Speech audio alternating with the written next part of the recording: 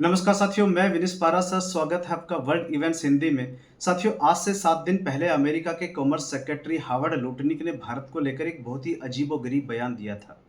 इन्होंने कहा था कि we need to fix India.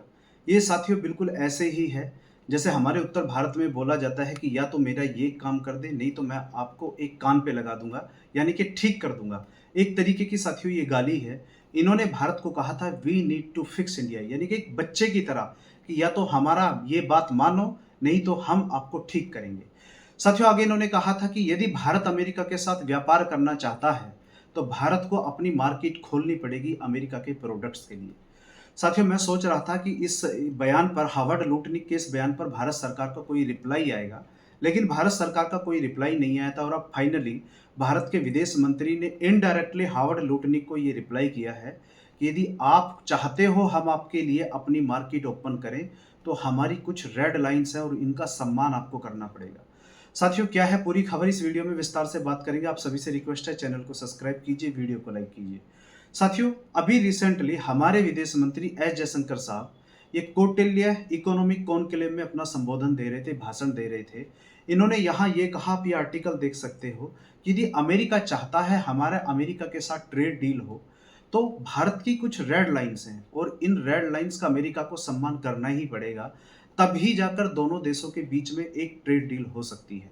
अब साथियों, सवाल ये उठता है कि वो भारत की रेड लाइन क्या है। इन पर मैं बाद में आऊंगा, लेकिन हमारे विदेश मंत्री ने साथियों यहाँ एक बात और बोली। इन्होंने कहा कि आज के समय जो भारत पर अमेरिका ने 50% टैरिफ लगा दिए हैं, इसमें जो 25% एडिशनल टैरिफ लगाए गए थे, ये बहुत ही ज़्यादा खराब है।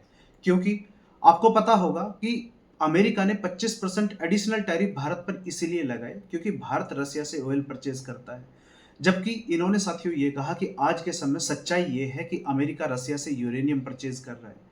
नेटो का ही एक देश तुर्की रसिया से ऑयल परचेज कर रहा है। यूरोपीय यूनियन रसिया से गैस परचेज कर रही है। और यदि तेल की भी बात करें तो सबसे बड़ा रसियन तेल का खरीदार तो चाइना है। उसके बाद भी भारत को टारगेट किया गया और भारत पर एडिशनल 25% टैरिफ लगाए गए, जबकि चाइना पर टैरिफ नहीं लगाए गए। साथियों, आपको पता होगा कि डोनाल्ड ट्रंप आज के समय साथियों हर वो काम कर रहे हैं जो भारत को टारगेट करता है। अभी रिसेंटली क्या हुआ है साथियों, इन्होंने अपनी यूनिवर्सिटियों को एक 10 पॉइंट मेमोरेंडम इशू किया है और इसमें यह कहा गया है, जितनी भी अमेरिका में यूनिवर्सिटी हैं, कि आप विदेशी स्टूडेंटों की संख्या 15% से ज़्यादा अपने यहाँ पर एडमिशन नहीं ले सकते।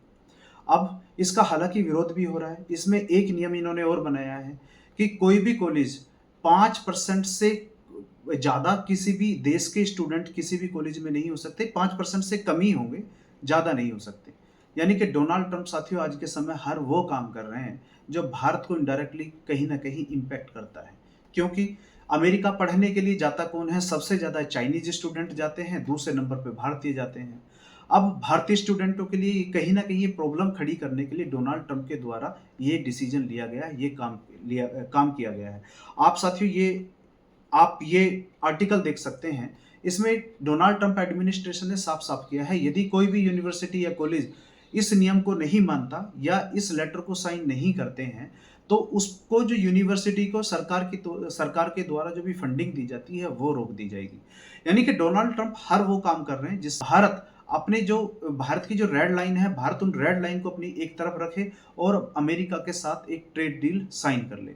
अब साथियों सवाल ये उठता है कि आखिरकार जो डोनाल्ड ट्रंप ये सारा खेल रच रहे हैं, भारत पर 50% इन्होंने टैरिफ लगा दिए, भारत से चाबार पोर्ट का जो भारत को वेवर मिला हुआ था वो इन्होंने कैंसिल कर दिया, H1B वीज़ा की फीस बढ़ाकर $1 लाख कर दी, इससे भी सबसे ज़्यादा भारतीय इफेक्ट हुए हैं।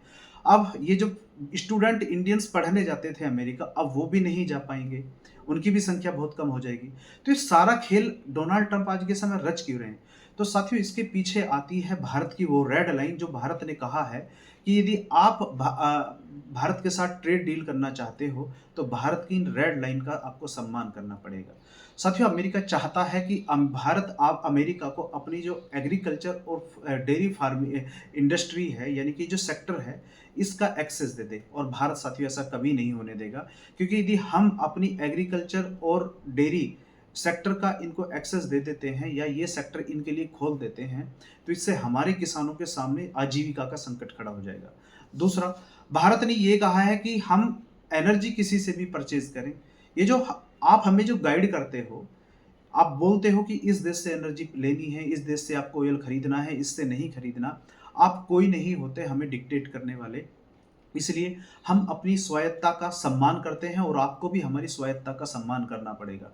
हम अपनी एनर्जी किसी भी देश से परचेज करें, आप कोई नहीं होते हमें यह बताने वाले कि आप रूस से तेल लें या ना लें। साथियों, सारा खेल है कि अमेरिका चाहता है भारत सरकार जो अपने किसानों को प्रोटेक्ट करती है, भारत सरकार अपने किसानों को प्रोटेक्ट करना बंद करे और अमेरिका के लिए जो हमारा फार्मिंग और हमारा डेयरी सेक्टर है ये ओपन कर दिया जाए। हालांकि भारत ऐसा करेगा नहीं। भारत के विदेश मंत्री एस जयशंकर साहब ने साफ साफ कह दिया कि ये हमारी रेड लाइन है, हम इनको क्रॉस नहीं, किसी भी देश को क्रॉस नहीं करने देंगे। हालांकि साथियों, इस वीडियो में फिलहाल इतना ही। आप क्या सोचते हैं कि आने वाले समय में क्या होगा और अमेरिका के राष्ट्रपति डोनाल्ड ट्रंप, क्योंकि आज के समय डोनाल्ड ट्रंप हमारे प्रधानमंत्री से चिढ़े हुए हैं और ये किसी हद तक भी जा सकते हैं। आपको क्या लगता है आने वाले समय में डोनाल्ड ट्रंप भारत को और किस तरीके से प्रताड़ित करेंगे? आप कमेंट बॉक्स में ज़रूर बताइए और ये भी बताइए क्या भारत को अपना एग्रीकल्चर जो सेक्टर है हमारा, क्या ये अब ओपन कर देना चाहिए? कि सवाल तो ये भी उठ रहे हैं कि हम आखिरकार अपने किसानों को कब तक प्रोटेक्ट करेंगे? कोई इसकी एक समय सीमा तो हो। तो आपका क्या कहना है साथियों, कमेंट बॉक्स में ज़रूर बताइए। हालाँकि यदि आप वीडियो देखते हुए लास्ट तक आ गए हैं, तो चैनल को सब्सक्राइब कीजिए, वीडियो को लाइक कीजिए। साथियों, मिलते हैं अगली वीडियो में। बहुत-बहुत धन्यवाद।